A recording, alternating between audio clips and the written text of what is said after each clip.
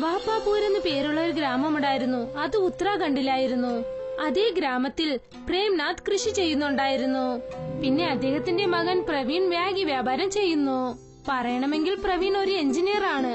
പക്ഷെ ഒരു ജോലിയും കിട്ടാത്തതുകൊണ്ട് മാഗി സ്റ്റാൾ തുടങ്ങി മാഗി വിൽക്കാൻ തുടങ്ങി. പിന്നെ എപ്പോഴെങ്കിലും സമയമുള്ളപ്പോൾ അച്ഛനെയും കൃഷിയിൽ സഹായിക്കുമായിരുന്നു. ഒരു ദിവസം, ഞാൻ നിന്റെ അടുത്ത് ആദ്യം പറഞ്ഞതല്ലേ നീ പഠിത്തം ചെയ്യണ്ട എന്ന്. എന്റെ എല്ലാ വയലും ഞാൻ അടമാനം വെച്ചിട്ടാണ് നിന്നെ ഞാൻ എഞ്ചിനീയറിംഗ് പഠിപ്പിച്ചത്. പക്ഷെ നിനക്ക് ഇപ്പോൾ ജോലിയും കിട്ടിയില്ല. ഇപ്പോൾ നമ്മൾ എങ്ങനെയാണ് നമ്മുടെ സ്ഥലം തിരിച്ചു വാങ്ങിക്കുക? എനിക്ക് ജോലി കിട്ടിയില്ലെങ്കിൽ അതിൽ എങ്ങനെയാ അച്ഛാ എന്റെ തെറ്റാവുക? ഞാൻ ജോലി കിട്ടാൻ എത്ര കഷ്ടപ്പെടുന്ന അറിയോ? പക്ഷെ നീ ആണെങ്കിൽ ഇപ്പൊ മാഗി വിറ്റോണ്ടിരിക്കുകയാണ്. ഇതേ നീ സിറ്റിയിൽ പോയിട്ട് എന്തെങ്കിലും ജോലി ചെയ്താൽ നിനക്ക് കുറച്ചെങ്കിലും പണം കിട്ടുമല്ലോ. നമ്മുടെ വ്യാപാരം നമ്മുടെ ഇഷ്ടം പോലെ നടക്കുവച്ചാ. നമ്മൾ വിചാരിക്കുമ്പോൾ തുറക്കാം. ആരും ഒന്നും ചോദിക്കുകയില്ല, ആരും ഒന്നും പറയുകയില്ല. അതുകൊണ്ടാണ് ഞാനിപ്പോൾ ഈ ചെറിയ മാഗി കട വെച്ചിരിക്കുന്നത്. പ്രവീണും അവന്റെ അച്ഛനും സംസാരിച്ചു കൊണ്ടിരിക്കുകയായിരുന്നു. അപ്പോൾ ആ സ്ഥലത്തേക്ക് ജമീന്ദാർ തന്റെ മകൻ രഘുവിനെയും വിളിച്ചുകൊണ്ട് വന്നു. എന്നിട്ട് അദ്ദേഹം പറഞ്ഞു, ഞാൻ നിങ്ങളുടെ അടുത്ത് ആവശ്യമില്ലാതെ ഒന്നും സംസാരിക്കാൻ പോകുന്നില്ല. എനിക്ക് എന്റെ പണം തിരിച്ചു തരൂ. ഞാൻ ഇവിടുന്ന് പോയേക്കാം. അത് എന്താണെന്ന് വെച്ചാ മുതലാളി, ഞങ്ങൾക്ക് ഇന്നും പണം ശരിയായിട്ടില്ല. ഞങ്ങളും പണം ശരിയാക്കാൻ വേണ്ടി കുറെ ശ്രമം എടുത്തോണ്ടിരിക്കുകയാണ്. ഇത് എനിക്ക് മുമ്പേ അറിയാം, ഞാനിന്ന് വെറും കൈവീശിട്ട് പോകുമെന്ന്. പക്ഷെ ഇന്ന് അങ്ങനെ സംഭവിക്കില്ല. രഘു, ഇവര് വീട്ടിലുള്ള എല്ലാ സാധനങ്ങളും എടുത്ത് പുറത്തേക്ക് വെക്ക്. ഒരു ചെരുപ്പ് കൂടെ പാടില്ല, എല്ലാം വെച്ചേക്ക്. നിങ്ങൾ പറയുന്ന പോലെ ഞാൻ ചെയ്യാം അച്ഛാ. അവരുടെ ഷർട്ട് പോലും ഞാൻ വിടുന്നില്ല. രഘു വീട്ടിനകത്തേക്ക് കേറി അവരുടെ വീട് മൊത്തം തകർത്തു. പിന്നെ വീട്ടിലുണ്ടായിരുന്ന സാധനങ്ങളെല്ലാം വീട്ടിന് പുറത്ത് വലിച്ചെറിഞ്ഞു. അച്ഛാ, നിങ്ങൾ വാക്ക് കൊടുത്താൽ അവന്റെ ആ മാഗി കട പോലും ഞാൻ എടുത്തു വയ്ക്കാം. എഞ്ചിനീയർ പഠിച്ചിട്ട് നീ മാഗി കട വെക്കുകയാണ്. നാണമില്ലേ? താ ആ മാഗി കടയും തന്നേക്ക്. ഇല്ലല്ല, അങ്ങനെ ചെയ്യല്ലേ. ഇല്ല, ഞങ്ങൾക്ക് വല്ലാതെ കഷ്ടമാകും. ഞാൻ എന്റെ അച്ഛന്റെ വിശപ്പിൽ തന്നെ മരിച്ചു പോവും. അങ്ങനെ ചെയ്യല്ലേ. പ്രവീൺ എത്രയോ കെഞ്ചി ചോദിച്ചിട്ടും അവൻ പറയുന്നത് ആരും കേട്ടില്ല. ജമീന്ദാർ അവന്റെ മാഗി വണ്ടി കടയും വീട്ടിലുണ്ടായിരുന്ന എല്ലാ സാധനങ്ങളും എടുത്തുകൊണ്ട് പോയി. അവർക്ക് ഗ്രാമത്തിൽ മൊത്തം ആകെ നാണക്കേടായി. എന്റെ ദൈവമേ, അങ്ങനെ ഞങ്ങൾ എന്ത് പാവ ചെയ്തത്? എന്തിനാ ഞങ്ങളെ പോലെ പാവപ്പെട്ടവരെ ഇങ്ങനെ ദ്രോഹിക്കുന്നത്? പഠിക്കാൻ വേണ്ടി പണമില്ലായിരുന്നു, അതുകൊണ്ട് സ്ഥലം അടമാനം വെച്ചു. ഒരു നല്ല ജോലി കിട്ടിയാൽ എല്ലാം തിരിച്ചു കൊടുക്കാമെന്ന് വിചാരിച്ചു. പക്ഷെ നിങ്ങൾ അതും ഞങ്ങൾക്ക് സംഭവിപ്പിച്ചില്ല. ഒന്ന് സമാധാനോടെ ഇരിക്കും മോനെ, ഒന്ന് സമാധാനോടെ ഇരിക്കും. ചില നേരത്തിൽ ദൈവം ഉണ്ടോ ഇല്ലയോ സംശയമുണ്ട് അച്ഛാ. എന്തിനാ എങ്ങനെയൊക്കെ സംഭവിക്കുന്നത് നമുക്ക്? പ്രവീൺ ദേഷ്യത്തോടെ ഒരു കല്ലെടുത്തു. എന്നിട്ട് ആകാശത്തോട്ട് നോക്കി ആ കല്ല് വലിച്ചെറിഞ്ഞു. പിന്നെ ആ കല്ല് അവരുടെ ഗ്രാമത്തിനടുത്തുള്ള ഒരു കാട്ടിൽ ചെന്ന് വീണു. പിന്നെ ആ മരത്തിലുണ്ടായിരുന്ന ആ പാനയുടെ മേലിൽ ആ കല്ല് ചെന്ന് വീണു. ആ പാന പൊട്ടിപ്പോയി. പിന്നെ അതിനകത്തുനിന്നും ഒരു ആത്മാവ് പുറത്തേക്ക് വന്നു. കുറെ വർഷങ്ങൾ കഴിഞ്ഞിട്ട് ഞാൻ വരികയാണ്. ഒരു 300 വർഷമായിട്ടുണ്ടാവും. പക്ഷെ ഈ കാട്ടിനുള്ളിൽ ആരും വന്നിട്ടില്ലല്ലോ. പിന്നെ ആരാണ് ഈ കലം ഒട്ടിച്ചത്? ഞാൻ പെട്ടെന്ന് തന്നെ ഇവിടുന്ന് രക്ഷപ്പെട്ടേ ഉള്ളൂ. ഇല്ലെങ്കിൽ ആ സ്വാമിജി എന്നെ വീണ്ടും അടക്കി വയ്ക്കും. മറ്റൊരു വശത്തെ പ്രവീൺ അതേ കാട്ടിൽ മരങ്ങൾ വെട്ടാനായി പോവുകയായിരുന്നു. അപ്പോ ആത്മാവ് പ്രവീണിനെ മരം വെട്ടിക്കൊണ്ടിരിക്കുന്നത് കണ്ടു. അപ്പോൾ ആ ആത്മാവ് പതുക്കെ പ്രവീണിന്റെ അടുത്തേക്ക് പോയി. എന്നിട്ട് പറഞ്ഞു, ഒരു പക്ഷേ ഈ വ്യക്തിയായിരിക്കും നമ്മളെ രക്ഷിച്ചിട്ടുണ്ടാവുക. കാരണം ആ സ്വാമിജി പറഞ്ഞതല്ലേ, ആര് എന്നെ രക്ഷിക്കുന്നുണ്ടോ അവരെ മാത്രമേ എനിക്ക് കണ്ണുകൊണ്ട് കാണാൻ പറ്റുള്ളൂ. അതുപോലെ തന്നെ അദ്ദേഹത്തിനും എന്നെ കാണാൻ പറ്റുള്ളൂ. ആ ആത്മാവ് പ്രവീണിന്റെ അടുത്തേക്ക് പോയി. എന്നിട്ട് എന്തു പറഞ്ഞെന്നാൽ, ചേട്ടാ നമസ്കാരം. ആ ആത്മാവിന്റെ ശബ്ദം കേട്ട് പ്രവീൺ ആകെ പേടിച്ചുപോയി. പിന്നെ പേടിച്ച് താഴേക്ക് വീണു. ആരാണ് നിങ്ങൾ? പിന്നെ എങ്ങനെ കാറ്റിൽ പറക്കുന്നത്? എന്റെ അടുത്ത് നിങ്ങൾക്ക് എന്താ വേണ്ടത്? നിങ്ങൾ പേടിക്കണ്ട, നിങ്ങൾ എന്നെ രക്ഷിച്ചിട്ടുണ്ട്. ഞാൻ നിങ്ങളെ ഒരു ശല്യം ചെയ്യില്ല. ഞാൻ നിങ്ങളെ എപ്പോഴാണ് വിടിയിച്ചത്? നിങ്ങൾ എന്തിനാ ഇങ്ങനെ സംസാരിക്കുന്നത്? ഈ കാട്ടിന്റെ ഉള്ളിൽ ഞാൻ 300 വർഷമായിട്ട് അടങ്ങിയായിരുന്നു. ഞാൻ ആ ഒരു പാനിന്റെ ഉള്ളായിരുന്നു ഉണ്ടായിരുന്നത്. നിങ്ങൾ ആ പാനി എങ്ങനെയോ പൊട്ടിച്ചു തന്നു. അതുകൊണ്ടാണ് ഞാൻ ഇന്ന് രക്ഷപ്പെട്ടിരിക്കുന്നത്. ശരി, ഞാനപ്പോൾ ദേഷ്യത്തിലായിരുന്നു. ശരി, നിങ്ങൾ പോയിക്കോ, ഞാൻ ജോലിയിലുള്ളത്. നീ എന്റെ അടുത്ത് എന്ത് വേണമെങ്കിലും ചോദിക്കാം. എന്നെ കൊണ്ട് 2 ആഗ്രഹങ്ങൾ നടത്താൻ പറ്റും. സത്യാണോ? അങ്ങനെ വെച്ചാൽ ശരി. പ്രവീൺ ആ ആത്മാവിനോട് തന്റെ കഥ മൊത്തം പറഞ്ഞു. എഞ്ചിനീയറിംഗ് പഠിച്ചതു മുതൽ ജമീന്ദാർ ചെയ്തതുവരെ എല്ലാ കാര്യങ്ങളും പറഞ്ഞു. എല്ലാം കേട്ടിട്ട് ആ ആത്മാവ് എന്തു പറഞ്ഞെന്നാൽ, ഞാൻ മനുഷ്യനായി ഉണ്ടായ സമയത്ത് നിന്നെ പോലെയുള്ള കഷ്ടങ്ങൾ എനിക്ക് വന്നിട്ടേ ഇല്ല. നന്നായി ആ സ്വാമിജി അപ്പൊ തന്നെ എന്നെ പാനയിൽ അടച്ചത്. ഇല്ലെങ്കിൽ നിന്നെ പോലെ എനിക്ക് ഗതി വന്നിട്ടേനെ. ആദ്യം ഇതിനൊരു തീർവ് പറ. നീ ഒന്ന് എനിക്ക് വേണ്ടി വിഷമിക്കേണ്ട. ശരി, എന്നാ കേട്ടോ, ഞാൻ നിനക്ക് ഒരു വരം തരാം. ഇനി നീ ഏതൊരു കാര്യം കൃഷി ചെയ്താലും അത് നിനക്ക് ആവശ്യമുള്ള സാധനങ്ങൾ തന്നേക്കും. അങ്ങനെ വെച്ചാൽ മാഗി കൃഷിയാണോ? നീ എന്താ പറയുന്നത്? അതിൽ നിനക്ക് സംശയമുണ്ടോ? എന്നാ ഒരു കാര്യം ചെയ്, നിന്റെ സ്ഥലത്ത് ഒരു കല്ല് വെച്ചിട്ട് അതിൽ വെള്ളം ഒഴിച്ചു നോക്ക്. പ്രവീൺ ശരിക്കും അതുപോലെ ചെയ്തു. അപ്പൊ തന്നെ പ്രവീൺ ആ കല്ല് മണ്ണിട്ട് മൂടി. എന്നിട്ട് അതിൽ വെള്ളം ഒഴിച്ചു. ആ സ്ഥലത്ത് ഒരു മരം വളർന്നു. അതിൽ മാഗി ഉണ്ടായിരുന്നു. അത് കണ്ടിട്ട് അവൻ അതിശയിച്ചു പോയി. ഇത് ശരിക്കുള്ള മാഗി കൃഷിയാണോ? ഞാൻ നിന്റെ അടുത്ത് പറഞ്ഞതല്ലേ. ഇന്നൊരു വരം എന്താണെന്ന് വെച്ചാൽ, ആരൊക്കെ നിനക്ക് നഷ്ടം തന്നിട്ടുണ്ടോ അവരെല്ലാരും നന്നായിട്ട് നിന്റെ അടുത്ത് ക്ഷമയും ചോദിക്കും. എല്ലാ ജനങ്ങളും മുമ്പാണ്. പക്ഷെ നീ അവർക്ക് കഴിക്കാൻ മാഗിയും കൊടുക്കണം.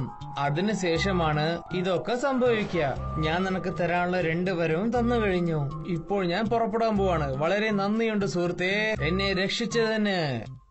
ഇത് പറഞ്ഞിട്ട് ആ ആത്മാവ് അവിടെ നിന്ന് പറന്നുപോയി. പിന്നെ പ്രവീണിന് 2 വരം നൽകിയിട്ട് പോയി. അതിനുശേഷം പ്രവീൺ തന്റെ കയ്യിലുണ്ടായിരുന്ന സ്ഥലം വെച്ച് ഉഴാൻ തുടങ്ങി. അതിലവൻ വെള്ളം ഒഴിച്ചതും തന്നെ എല്ലാ സ്ഥലത്തും മാഗി മരം വളരാൻ തുടങ്ങി. നിന്നെ കൊണ്ട് ഇതൊക്കെ എങ്ങനെ ചെയ്യാൻ പറ്റിയത് മോനെ? ഇത്രയും മാഗി ചെടികൾ നിനക്ക് എവിടുന്ന് കിട്ടിയത്? അതിലും എങ്ങനെയാണ് മാഗി വളർന്നിരിക്കുന്നത്? നമ്മുടെ നല്ല സമയം തുടങ്ങി അച്ഛാ. നിങ്ങൾ തന്നെ കണ്ടില്ലേ ആ ജമീന്ദാറിന്റെ അഹങ്കാരം എങ്ങനെ ഞാൻ അടക്കാൻ പോയാണെന്ന്. പ്രവീൺ ആ ജമീന്ദാറിന് തന്റെ വീട്ടിലേക്ക് വന്ന് മാഗി കഴിക്കാനായി കത്തയച്ചു. അവൻ ഒരു കത്തെഴുതി അത് അവരുടെ വീട്ടിലേക്ക് അയച്ചു. നിങ്ങൾക്ക് മാത്രം ധൈര്യമുണ്ടെങ്കിൽ നിങ്ങളും നിങ്ങളുടെ മകനും കൂട്ടിക്കൊണ്ട് എന്റെ വീട്ടിലേക്ക് വന്നിട്ട് പൈസ വാങ്ങിക്കാൻ ശ്രമിക്കൂ. ആ 10 പൈസ പ്രയോജനമുള്ള ചെക്കന് എന്ത് തിമിര് കണ്ടില്ലേ? അവൻ ഇങ്ങനെയാണോ ലെറ്റർ എഴുതിയിട്ട് എന്നെ വിളിക്കുന്നത്? ഇന്ന് അവന്റെ സമയം കഴിഞ്ഞു. ജമീന്ദാർ ദേഷ്യത്തോടെ ആ സ്ഥലത്തേക്ക് പോയി. പിന്നെ അദ്ദേഹം പ്രവീണിന്റെ വീട്ടിനടുത്തേക്ക് എത്തിയതും തന്നെ അദ്ദേഹത്തിന് മാഗിയുടെ വളരെ അത്ഭുതമായ ഒരു മണം വീശുന്നത് അനുഭവപ്പെട്ടു. എന്ത് രുചിയുള്ള മണമാണ്! ഈ പയ്യനുണ്ടാക്കുന്ന മാഗി നാട്ടുകാരെല്ലാരും കഴിക്കുന്നുണ്ടല്ലോ. ഒരു പ്രാവശ്യം നമ്മളും കഴിച്ചു നോക്കാം. മറ്റുള്ള കാര്യങ്ങൾ പിന്നെ നോക്കിയേക്കാം. ആ ജമീന്ദാർ പ്രവീൺ ചെയ്ത ആ മാഗി കഴിച്ച ഉടൻ തന്നെ ആ ആത്മാവ് അവന് നൽകിയ വരം സത്യമായി. ജമീന്ദാറിന്റെ തല ചുറ്റാൻ തുടങ്ങി. പിന്നെ അദ്ദേഹം പറഞ്ഞു, എന്നോട് ക്ഷമിക്കണം പ്രവീൺ. പണത്തിന്റെ അഹങ്കാരം എന്റെ കണ്ണ് മറച്ചു വെച്ചു. പക്ഷെ ഇപ്പോൾ ഞാൻ മൊത്ത ഗ്രാമത്തിനു മുമ്പും ഞാൻ ക്ഷമ ചോദിക്കാൻ തയ്യാറാണ്. അതിന് പകരം നീ മൊത്ത ജനങ്ങൾക്ക് മാഗി വിരുന്ന് വെച്ചേക്ക്. ശരി, ഇതിലെനിക്ക് സമ്മതം തന്നെയാണ്. ഞാൻ അങ്ങനെ തന്നെ ചെയ്തേക്കാം. പിന്നെ അതുപോലെ തന്നെ ജമീന്ദാർ പ്രേംനാഥ് പിന്നെ പ്രവീണിനോട് എല്ലാവരുടെ മുൻപിലും മാപ്പ് ചോദിച്ചു. പിന്നെ അവരുടെ സ്ഥലം അവർക്ക് തന്നെ തിരിച്ചു നൽകി. ഗ്രാമത്തിലെ ജനങ്ങൾ മാഗി കൃഷി തുടങ്ങി. ഇപ്പോൾ ആ ഗ്രാമത്തിന് മാഗി കൃഷി ഗ്രാമം എന്ന് പേര് വന്നു. ജനങ്ങൾ അവിടെ വളരെ സന്തോഷത്തോടെ കഴിഞ്ഞുകൂടി. മുകുന്ദന് പനത്തോട്ടം ഉണ്ടായിരുന്നു. അവൻ സ്വന്തമായി പനമരത്തിൽ കയറി നൊങ്ക് പറിച്ചിടും. പിന്നീട് ആ നൊങ്കെല്ലാം എടുത്ത് വ്യാപാരിയുടെ കയ്യിൽ കൊണ്ടുപോയി കൊടുത്തിട്ട് അതിന്റേതായ കാശ് വാങ്ങിക്കും. ഇത് നോക്കൂ സാറേ, പനനൊങ്ക് ഇന്ന് നിങ്ങൾ കുറെ തരാൻ നോക്കൂ. മാർക്കറ്റില് പനനൊങ്കിന് നല്ല ഡിമാൻഡ് ഉണ്ട്. ശരി സാർ, നാളെ തൊട്ട് ഞാൻ കുറെ പനനൊങ്ക് കൊണ്ടുവരാൻ ശ്രമിക്കാം. ശരി. മുകുന്ദന്റെയും മയൂരിയുടെയും ഒരേ ഒരു മകളാണ് മീന. മീന, നീ എവിടെയാ ഉള്ളത്? ഇത്രയും സമയം ഇവിടെയായിരുന്നു. ഒരു പക്ഷെ ഫ്രണ്ട്സിനോടൊപ്പം കളിക്കാൻ പോയതായിരിക്കും അവൾ. പക്ഷെ നിങ്ങൾ എന്തിനാ അവളെ തേടുന്നത്? അവള് പനനൊങ്ക് കഴിക്കണമെന്ന് പറഞ്ഞിരുന്നു. അതുകൊണ്ട് അവൾക്ക് ഞാൻ കുറച്ച് പനനൊങ്ക് വെട്ടി കൊണ്ടുവന്നിട്ടുണ്ട്. വരൂ. അപ്പോഴാണ് മീന, ഹായ് നൊങ്ക്, ഇതെനിക്ക് വളരെ ഇഷ്ടമാണ്. ഞാൻ ഇതെല്ലാം ഒറ്റയ്ക്ക് കഴിക്കും. ആ, നിനക്ക് വേണ്ടിയാണ് ഞാൻ കൊണ്ടുവന്നത്. മെല്ലച്ച കഴിച്ചോളൂ. മഴക്കാലമായിരുന്നു അത്. എന്നാലും മുകുന്ദൻ പനമരത്തിൽ കയറി നൊങ്ക് പറിച്ചിടുമായിരുന്നു. അപ്പോൾ എന്തു സംഭവിച്ചെന്നാൽ 2 ദിവസം മഴ നിൽക്കാതെ പെയ്തു. ദൈവമേ, എത്രയും പെട്ടെന്ന് ഈ മഴ നിന്നേ പറ്റുള്ളൂ. നിങ്ങൾ മരത്തിൽ കയറുമ്പോൾ ശ്രദ്ധിച്ചു കയറണേ. മരത്തിലൊക്കെ മഴ കാരണം പായൽ പിടിച്ചിട്ടുണ്ടാകും. ആ, ഞാൻ ശ്രദ്ധിച്ചെന്നെ മരത്തിൽ കയറുന്നത്. ഞാൻ എന്താ പുതിയതായിട്ടാണോ കയറാൻ പഠിക്കുന്നത്?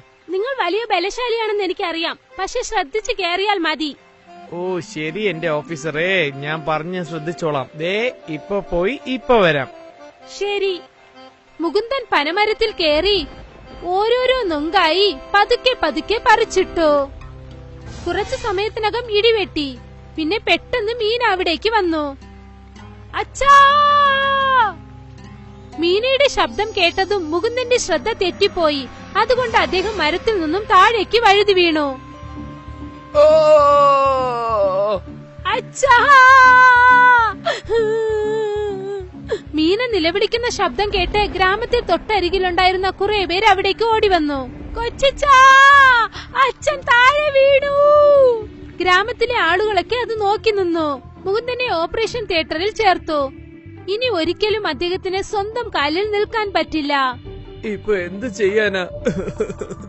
ഇനി നമ്മുടെ കുടുംബം നമ്മൾ എങ്ങനെ നോക്കാനാ? നിങ്ങൾ ഒന്നുകൊണ്ട് വിഷമിക്കേണ്ട.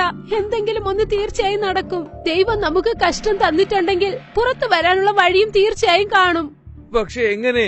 ഇപ്പൊ ഞാൻ ഊനമായല്ലോ. ഇതിന് പകരം ആ ദൈവം എന്നെ കൊന്നാ മതിയായിരുന്നു.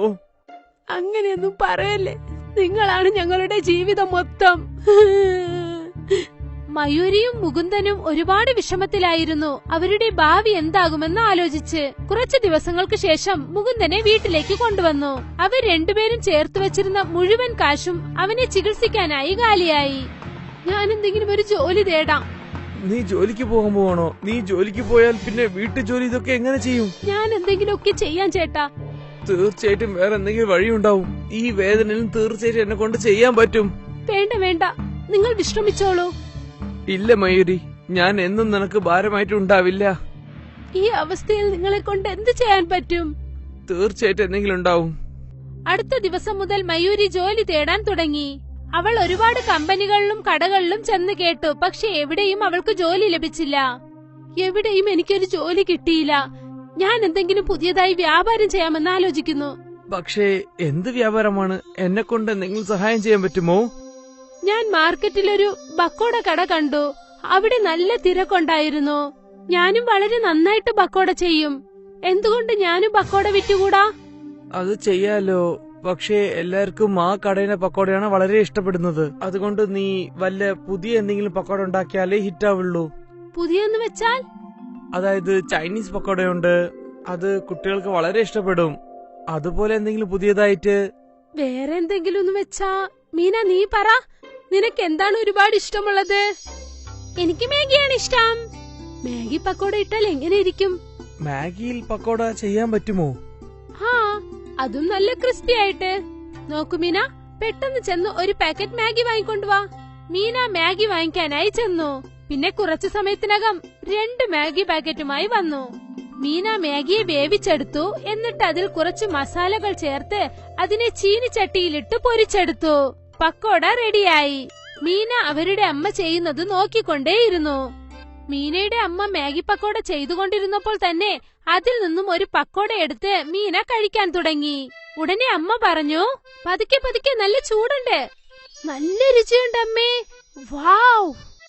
മീന ഒരു മാഗി പക്കോട എടുത്ത് തന്റെ അച്ഛന് കൊണ്ടുപോയി കൊടുത്തു. ഇത് ശരിക്കും വളരെ നന്നായിട്ടുണ്ട്. ആ, ഞാൻ പറഞ്ഞില്ലേ ഞാൻ വളരെ നന്നായിട്ട് പക്കോട ഉണ്ടാക്കുമെന്ന്. ഈ മാഗി പക്കോട മാർക്കറ്റിൽ വിൽക്കുമോ? ആഹാ, നന്നായിട്ട്. ഇത് തീർച്ചയായിട്ടും വിജയിക്കും. ഇത് കേട്ടപ്പോൾ മയൂരിക്ക് സന്തോഷമായി. കുറച്ചു ദിവസത്തിനകം തന്നെ മയൂരിയും മുകുന്ദനും കൂടി മാർക്കറ്റിൽ ഒരു മാഗി പക്കോട സ്റ്റാൾ ഓപ്പൺ ചെയ്തു. ഇതെന്താ ആന്റി? മാഗി പക്കോട? മാഗിയിൽ പക്കോടയോ? ആ, ഒരു പ്ലേറ്റ് തരൂ. ശരി ശരി, തരാമോളെ. മയൂരി ആ കുട്ടിക്ക് മാഗി പക്കോട നൽകി. വാവ്, എന്ത് രുചിയാണിത്! ഇതുവരെ ഇതുപോലെ ഒരു പക്കോട ഞാൻ കഴിച്ചിട്ടേ ഇല്ല. ആ കുട്ടി പറഞ്ഞത് കേട്ട് വീണ്ടും ഒരുപാട് കസ്റ്റമർ അവിടേക്ക് വന്ന് മാഗി പക്കോട വാങ്ങി. ആന്റി, ഇത് വളരെ നന്നായിട്ടുണ്ട്. മുകുന്ദൻ മാഗി പക്കോട കടയിൽ മയൂരിയെ സഹായിക്കുന്നുണ്ടായിരുന്നു. കട നല്ല രീതിയിൽ പോയി. ആദ്യ ദിവസം തന്നെ മുകുന്ദനും മയൂരിയും കൂടി ഒരുപാട് കാശുണ്ടാക്കി. രണ്ടുപേരും സന്തോഷത്തോടെ വീട്ടിലേക്ക് പോയി. ഞാൻ ആലോചിച്ചു പോലും നോക്കില്ല നമുക്ക് ഇത്രയും വരുമാനം കിട്ടുമെന്ന്. ഈ കഷ്ടത്തിലും നമുക്ക് കിട്ടിയ വളരെ സന്തോഷമായ കാര്യമാണിത്. അച്ഛാ, നിങ്ങൾ വിഷമിക്കാതെ ഇരിക്കൂ. നമ്മുടെ എല്ലാ സങ്കടങ്ങളും ഇതോടെ മാറും. നിങ്ങളുടെ അസുഖവും മാറും. മുഴുവൻ കുടുംബവും നല്ല വിശ്വാസത്തോടെ ആയിരുന്നു. എല്ലാരും ഒന്നിച്ച് അതിനായി ശ്രമിക്കുന്നുണ്ടായിരുന്നു. അവരുടെ മാഗി പക്കോട വ്യാപാരം നല്ല രീതിയിൽ പോയിക്കൊണ്ടിരുന്നു. കസ്റ്റമേഴ്സിന്റെ തിരക്കും ഒരിക്കലും കുറഞ്ഞില്ല. കൂടെ തന്നെ അവരുടെ വരുമാനവും അധികരിച്ചുകൊണ്ടേയിരുന്നു. മാഗി പക്കോട പെട്ടെന്ന് ഫേമസ് ആയി. നല്ല പണം വന്നത് കാരണം മുകുന്ദനെ നല്ല രീതിയിൽ അവർ ചികിത്സിക്കാൻ തുടങ്ങി. ചികിത്സ ചെയ്തതുകൊണ്ട് ഈ ട്രീറ്റ്മെന്റ് മൂലമായിട്ട് മുകുന്ദ് സാർ നിങ്ങൾ കൊണ്ട് നടക്കാൻ പറ്റും തോന്നുന്നു. കുറച്ച് സെറ്റ് ഓഫ് സർജറി ചെയ്താൽ ശരിയാവും. കാരണം ഈ ട്രീറ്റ്മെന്റ് കൊണ്ട് നിങ്ങളുടെ ബോഡി വളരെ നന്നായിട്ട് തന്നെ റിയാക്ട് ചെയ്യുന്നുണ്ട്. ഡോക്ടർ പറഞ്ഞത് കേട്ട് മൊത്ത കുടുംബവും ഒരുപാട് സന്തോഷിച്ചു. 6 മാസങ്ങൾക്ക് ശേഷം ഇപ്പോൾ മയൂരി സ്വന്തമായ ഒരു മാഗി പക്കോട സ്റ്റാൾ ആരംഭിച്ചു. മനസ്സു നിറയുള്ള സന്തോഷം കാരണം മുകുന്ദന്റെ അസുഖവും മാറി. അദ്ദേഹം പതുക്കെ പതുക്കെ ഒരു വടി പിടിച്ച് നടക്കാൻ തുടങ്ങി. വീട്ടിലുള്ളവരുടെ ആത്മവിശ്വാസം കാരണം മുകുന്ദന്റെ ആത്മവിശ്വാസം വർദ്ധിച്ചു. അതുകൊണ്ട് അദ്ദേഹം എണീറ്റ് നടക്കാൻ തുടങ്ങി. ഇതെല്ലാം തന്നെ ആ മാഗി പക്കോട കാരണമാണ് സംഭവിച്ചത്. പിന്നെ അവരുടെ ആ മാഗി പക്കോട അവരുടെ ജീവിതം തന്നെ മാറ്റിമറിച്ചു. ഷൗക്കത്ത് മിയാന് ഒരു ബിരിയാണി കടയുണ്ട്. ജനങ്ങളൊക്കെ വളരെ സന്തോഷത്തോടെ അവിടെ വന്ന് ബിരിയാണി കഴിക്കും. ഷൗക്കത്ത് ചേട്ടാ, ബിരിയാണി നന്നായിട്ടുണ്ടല്ലോ. നന്ദിയുണ്ട്. ബിരിയാണിയുടെ രുചി നന്നായിരുന്നത് കൊണ്ട് അദ്ദേഹത്തിന്റെ വരുമാനവും അധികരിച്ചുകൊണ്ടേയിരുന്നു. ഷൗക്കത്ത് മിയ ഓരോ മാസവും 30,000 രൂപ തന്റെ അമ്മയുടെ കയ്യിൽ നൽകും. മോനെ, ഇപ്പോഴൊക്കെ നിന്റെ വരുമാനം നല്ല രീതിക്ക് വരുന്നുണ്ട്. അതുകൊണ്ട് ഞാൻ ആലോചിക്കാൻ നിന്നെ കല്യാണം കഴിപ്പിച്ചാലോ എന്ന്. മാത്രമല്ല, ഞാൻ ഒറ്റയ്ക്ക് എത്ര ദിവസമായി ഈ വീട്ടിലെ ജോലിയൊക്കെ നോക്കുന്നത്. എന്നെ കൊണ്ട് തീരെ വയ്യ മോനെ. നിന്റെ കല്യാണം കഴിഞ്ഞതിന് ശേഷം നദീമിന്റെ കല്യാണവും കഴിപ്പിക്കാം. അയ്യോ അമ്മി, എനിക്കിന്നും കല്യാണ വയസ്സായിട്ടില്ല. ആദ്യം നിങ്ങൾ ചേട്ടന് കല്യാണം കഴിപ്പിക്കൂ. ശരി അമ്മേ, നിങ്ങൾക്ക് ഏത് പെണ്ണിന് ഇഷ്ടായിട്ടുണ്ടോ ആ പെണ്ണിന് ഞാൻ കല്യാണം അയച്ചോളാം. അങ്ങനെ പറ ചേട്ടാ. ഇതാണ് ഞാൻ നോക്കിയത് ഷൗക്കത്തേട്ടാ. ഷൗക്കത്തിന്റെ അമ്മ അവന് വേണ്ടി ഒരു പെൺകുട്ടിയെ നോക്കി. സന വളരെ പഠിച്ച പെൺകുട്ടിയാണ്. പിന്നെ അവൾ ആഹാരവും നന്നായിട്ട് ഉണ്ടാക്കും. കുറച്ചു ദിവസങ്ങൾക്കകം ഷൗക്കത്തിന്റെയും സനയുടെയും കല്യാണം കഴിഞ്ഞു. അതിനുശേഷം സന വീട്ടിലെ എല്ലാ ജോലികളും നോക്കി നടത്തി. മോനെ, നിന്റെ കൈകൊണ്ട് ചെയ്യുന്ന ആഹാരം എപ്പോഴും നല്ല രുചിയുള്ളതായിരിക്കും. അതെ ചേട്ടത്തി, പക്ഷേ ഞങ്ങൾ ചേട്ടനുണ്ടാക്കുന്ന പോലെ ബിരിയാണി ആർക്കും ഉണ്ടാക്കാൻ പറ്റില്ല ചേട്ടത്തി. അതെ, അതും ശരിയാണ്. ഇദ്ദേഹത്തിന്റെ കൈകൊണ്ട് ചെയ്ത ബിരിയാണി കഴിച്ചു നോക്കിയാലല്ലേ എനിക്കും അതിന്റെ രുചി അറിയാവൂ. ചേട്ടാ, ഇന്ന് എല്ലാവർക്കും നിങ്ങൾ ബിരിയാണി കൊണ്ടുവരണം. ശരി മോനെ, കൊണ്ടുവരാം. ഷൗക്കത്തിന്റെ ബിരിയാണി വളരെ രുചിയുള്ളതാണ്. അവൻ എപ്പോഴേക്ക് ബിരിയാണി ചെയ്യാൻ തുടങ്ങുന്നോ അപ്പോഴേക്ക് അതിന്റെ മണം ഗ്രാമം മൊത്തം മണക്കും. പിന്നെ ഉടനെ കസ്റ്റമേഴ്സ് കഴിക്കാനെത്തും. എന്താ ചേട്ടാ, ബിരിയാണി തയ്യാറായില്ലേ? ഇല്ല ചേട്ടാ, ഇനി ഒരു 10 മിനിറ്റ് ആവും. ശരി, ഞാൻ ഇവിടെ തന്നെ നിന്നോളാം. കസ്റ്റമേഴ്സ് ഷൗക്കത്തിന്റെ ബിരിയാണിക്ക് വേണ്ടി കാത്തിരുന്ന് കഴിച്ചിട്ട് പോകും. അതുവരെ എല്ലാം നല്ല രീതിക്കാണ് പോയിക്കൊണ്ടിരുന്നത്. ഈ അംഷദ് ചേട്ടൻ ആവശ്യമില്ലാതെ നമ്മളുടെ അധ്വാനമാണ് നശിപ്പിക്കുന്നത്. ഞാൻ എന്തെങ്കിലും ചെയ്തേ പറ്റുള്ളൂ. ഞാനും വില കുറയ്ക്കാൻ പോവുകയാണ്. ഷൗക്കത്തും ബിരിയാണിയുടെ വില അധികമാക്കി 80 രൂപയാക്കി. ദിവസവും നമ്മൾ ഈ ബിരിയാണിയാണ് കഴിക്കാൻ പോകുന്നത്. വരൂ, ഇന്ന് നമുക്ക് അവിടെ പോയി കഴിച്ചു നോക്കാം. ശരി. ഒരുപാട് കസ്റ്റമേഴ്സ് പുതിയ ബിരിയാണി കഴിക്കാനായി അംജത്തിന്റെ കടയിലേക്ക് പോയി. പക്ഷെ അംജത്തിന്റെ കയ്യിൽ ഒരു പുതിയ മാന്ത്രികതയുണ്ടായിരുന്നു. ഒരു വട്ടം അവന്റെ ബിരിയാണി ആരെങ്കിലും കഴിച്ചാൽ വീണ്ടും അതേ കടയ്ക്ക് അവർ തിരിച്ചെത്തും. ഇന്നലെ പോയി ഞാൻ ബിരിയാണി കഴിച്ചില്ലേ?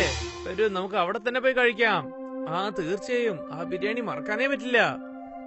പതുക്കെ ഷൗക്കത്തിന്റെ കടയിൽ ആരും വരാതെയായി. ഇതൊക്കെ കുറച്ചു ദിവസം ഇങ്ങനെ നടക്കുക. അംജത്തിന്റെ കട പുതിയതല്ലേ, അതുകൊണ്ട് കസ്റ്റമേഴ്സ് ഒക്കെ അവന്റെ ബിരിയാണി ടേസ്റ്റ് ചെയ്ത് നോക്കുകയാണ്. കുറച്ചു ദിവസം കഴിഞ്ഞിട്ട് എന്റെ കസ്റ്റമേഴ്സ് ഒക്കെ എന്റെ അടുത്ത് തന്നെ തിരിച്ചു വരും. ഷൗക്കത്ത് ഇവിടെ എന്താണ് സംഭവിക്കുന്നതെന്ന് മനസ്സിലാക്കുന്നതിന് മുൻപ് തന്നെ അവന്റെ മൊത്തം വരുമാനവും ഒരുപാട് കുറഞ്ഞുപോയി. ഇപ്പോൾ വീട്ടിലെല്ലാരും വളരെ വിഷമത്തിലാണ്. എന്തുപറ്റി ഷൗക്കത്ത്? നീ എന്തിനാ ഇത്രയും വിഷമിച്ചിരിക്കുന്നത്? ഞാൻ എന്തെന്ന് പറയണ്ടമ്മേ, എന്റെ കടയുടെ അടുത്ത് തന്നെ ഇന്നൊരു ബിരിയാണി കടയും വെച്ചിട്ടുണ്ട്. പയ്യെ എന്റെ കസ്റ്റമേഴ്സ് ഒക്കെ അങ്ങോട്ടാണ് പോകുന്നത്. ഇങ്ങനെ തന്നെ പോയിക്കൊണ്ടിരുന്ന പിന്നെ ഒരു ദിവസം ഞാൻ എന്റെ കട മൂടിയിട്ട് തന്നെ വീട്ടിലേക്ക് പോണം. തീർച്ചയായും അങ്ങനെയൊന്നും നടക്കില്ല മോനെ. ദൈവമുണ്ട്. ഇടയ്ക്കിടയ്ക്ക് കുറച്ചു ദിവസം ഇങ്ങനെ കഷ്ടപ്പാടുണ്ടാകും. ഞാൻ അങ്ങനെ തന്നെയാണ് വിശ്വസിച്ചോണ്ടിരിക്കുന്നത് അമ്മേ. ഷൗക്കത്തിന്റെ വിഷമം കണ്ട് വീട്ടിലെ എല്ലാ ആൾക്കാരും ഒരുപാട് വിഷമത്തിലായിരുന്നു. അന്ന് രാത്രി സന ഷൗക്കത്തിനോട് എന്താ കാര്യമെന്ന് ചോദിച്ചു. ഒരുപക്ഷെ വില അധികമായതുകൊണ്ട് കസ്റ്റമേഴ്സ് വേറെ കടയിലേക്ക് പോയെങ്കിൽ നമ്മൾ എന്തുകൊണ്ട് വില കുറച്ചു കൊടുത്തുകൂടാ? പറയൂ. നമുക്ക് എങ്ങനെ വില കുറയ്ക്കാൻ പറ്റും സന? ഒരു പ്ലേറ്റ് ബിരിയാണിന്റെ വില തന്നെ ചെലവ് 50 റുപ്യ ആവും സന. അത് നമ്മൾ 80 റുപ്യക്കാണ് വിൽക്കുന്നത്. വെറും 30 റുപ്യാണ് നമുക്ക് ലാഭം കിട്ടുന്നത്. പിന്നെ ഇതും നമ്മൾ കുറച്ചാൽ പിന്നെ വീട്ടു ചെലവൊക്കെ എങ്ങനെ നമ്മൾ നോക്കാൻ പറ്റും? എങ്കിൽ നമ്മൾ വില കുറഞ്ഞ സാധനങ്ങൾ വാങ്ങി ബിരിയാണി ചെയ്താൽ എങ്ങനെയിരിക്കും? എങ്കിൽ കുറഞ്ഞ വിലയ്ക്ക് കൊടുക്കാമല്ലോ. ബിരിയാണിക്ക് നമ്മൾ ഉപയോഗിക്കുന്ന അരിയാണ് വളരെ വില കൂടിയത്. അതുമാത്രല്ലാതെ ബാസ്മതി അരി എങ്ങനെ വില കുറഞ്ഞത് കിട്ടുക? പിന്നെ ബാസ്മതി അരി ഞാൻ സാധാരണ അരിയായിട്ട് മാറ്റാൻ പറ്റില്ലല്ലോ. അങ്ങനെയാണെങ്കിൽ നമ്മൾ ബസ്മതി റൈസിന് പകരം വേറെ എന്തെങ്കിലും സാധനം കൊണ്ട് ബിരിയാണി ഉണ്ടാക്കിയാലോ? അങ്ങനെ വെച്ചാൽ? അതായത് മാഗി. മാഗി കൊണ്ട് ഒരുപാട് ആൾക്കാർ ഒരുപാട് ഡിഷ് ചെയ്യുന്നുണ്ട്. നമ്മൾ എന്തുകൊണ്ട് ബിരിയാണി ചെയ്ത് നോക്കിക്കൂടാ? നമ്മുടെ ചിലവും കുറയുമല്ലോ. മാഗി ബിരിയാണിയോ? ഇത് ഞാൻ ആദ്യമായിട്ടാണ് കേൾക്കുന്നത്. ഇപ്പോഴൊക്കെ വ്യത്യസ്തമായ സാധനങ്ങൾക്കാണ് നല്ല ഡിമാൻഡ്. ഒരു വട്ടം നമുക്ക് ശ്രമിച്ചു നോക്കാമെന്നേ. ശരി, ഇപ്പൊ ഒന്നും അത്ര വലുതായിട്ട് പോകുന്നില്ല. നമുക്ക് അതും ശ്രമിച്ചു നോക്കാലോ. അടുത്ത ദിവസം ഷൌക്കത്ത് എന്നത്തെയും പോലെ ബിരിയാണി ചെയ്യാൻ തുടങ്ങി. പക്ഷെ ഇന്നത്തെ ദിവസം ബസ്മതി റൈസിനു പകരം മാഗി ഇട്ട് ചെയ്തു. മാഗി ബിരിയാണി പെട്ടെന്ന് റെഡിയായി. അതിന്റെ ചിലവും കുറവായിരുന്നു. അതുകൊണ്ട് ഷൌക്കത്ത് വിലയും 50 രൂപയാക്കി മാറ്റി. പുറത്ത് വലിയൊരു ബോർഡും വെച്ചു. മാഗി ബിരിയാണി 50 രൂപ. അതെ, മാഗി ബിരിയാണി പറയുന്നില്ല. അതെന്താണ്?